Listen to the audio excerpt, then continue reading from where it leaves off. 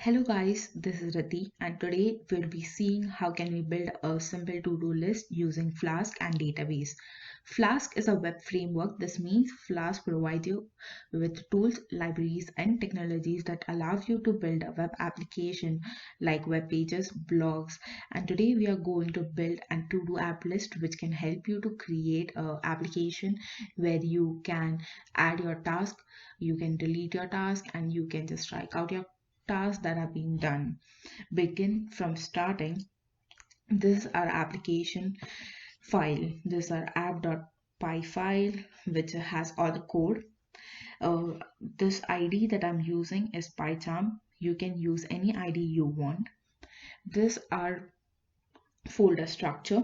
So going according to the folder structure, creating folders in proper hierarchy is very important for any web framework. This is our main.py, app.py, which is our main file. This is our template folder inside of our main folder and which consists of list.html, which has our HTML code. Coming to the program, we are using database technique here, which is Flask SQL Alchemy. It is an extension for Flask. It is a database abstraction layer. So now we'll go through each line of code here in our app.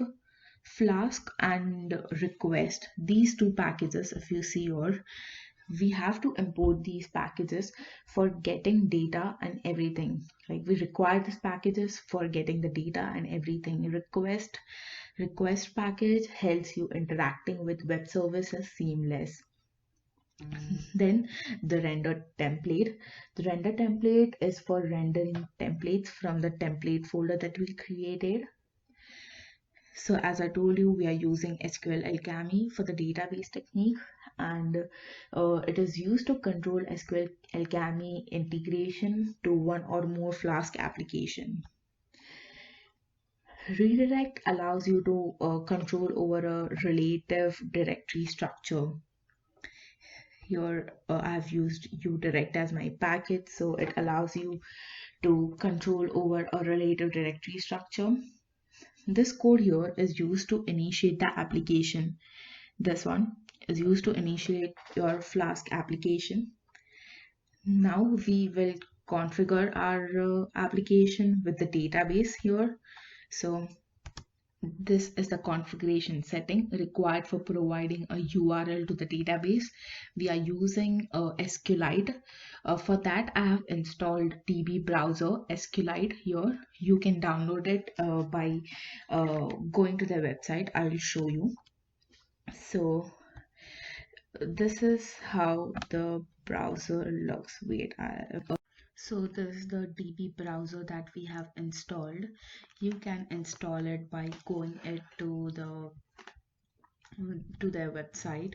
It's DB browser SQLite. You can go to this link and download the DB browser for SQLite. So now we need to integrate our application and the database.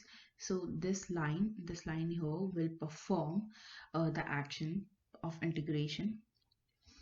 Now creating the database, these are the columns that will be created in our database.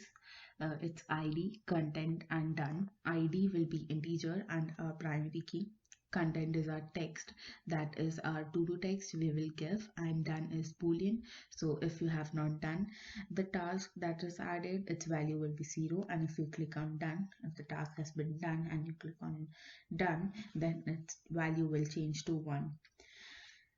Here will initiate and create the database. It will send the content that you give in your text box to while adding the task. It will give to the content in the database. The default value for the done will be false. So as I told you, in start it will be 0 if you have not done the task, and then it will change to 1 if you click on done. Creating the database, this line will do that. Now coming to roots part, root is like select of our database. So like select star from database and rendering that page to the HTML file. Here you see that will create a task which will render to the list.html, which is our HTML file, and that will render to our home page, that is our main page. The task root here is basically storing the task that we add in our to-do and fetch it from the database. We are using post request here, so here add will add the task for the database with the content. If you will keep the task text blank, then and try to submit or add something, then it will show you an error message. So this will add your task to the database and commit your database. So all your data has been stored in your database that create, and it will redirect it to the main page. Similarly, we have done it for done and delete. For both of them, we'll give a primary key. So it will delete that particular task only. So when you click on delete or done of the task, it will fetch the ID that is being stored in the database, the unique ID. As I told you, it's a primary key in our database. It will fetch that ID and give it here, so it can delete that particular task. Same with done, and it will then redirect it to the home page. Coming to the HTML file here, there's not much in the HTML file. We have just set up a background color for our application, a main heading, a to-do app. We are creating a form here which will have post method as I shown you in the app.py, and an input text box so that you can add your content of your task, and then click on submit, which will have value as add task. Then it will redirect that to the app.py and add that task with content to the database. Similarly with done and delete, here it will just fetch your task.id so that it can delete or done your particular task. I have also added some CSS to it's just basic CSS for the application. Now we will run our application. Terminal I have, yeah, so we'll run just as we run any other Python file, python app.py. Click on enter. Yeah, so here as you see it has started the server. If we click on here, yeah, this is our main page, our to-do app. Just add task 1, add, it will create task 1, task 2. If also you click on enter, it will add your task, or you can also click on this button of add task. Now if you have done the task 1, you can click on done and it will strike it. If you want to delete any task, you can delete it here. Similarly, if you don't want to click on done and directly delete your task, you can do it here. Also, I want to show you one more thing of the session. So if you won't do anything, okay,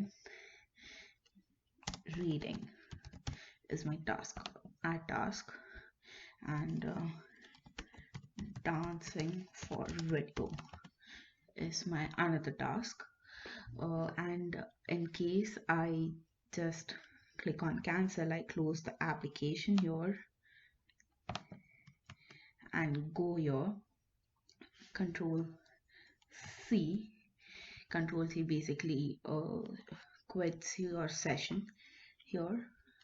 If I again run the Python file,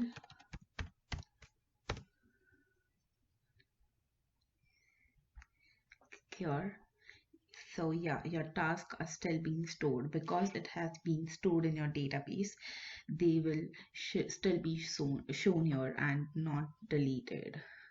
Another thing I would like you to show is the database. If you see, click on open database, and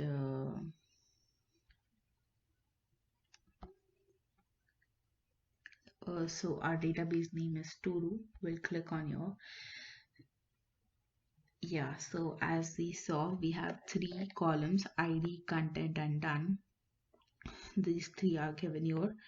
If you click on browse data, so as we have added two tasks and none of them are done, it's the value is 0 and the content shows the name of the task and the unique ID. So if you click on done here, and you can, if you check here, it's just take a time to refresh it. Yeah, so the done is changed to, the value has changed to 1 because we have done that task. So this was the To-Do app using Flask. I hope you have understood it, and if you have any queries, you can reach out to me. Thank you.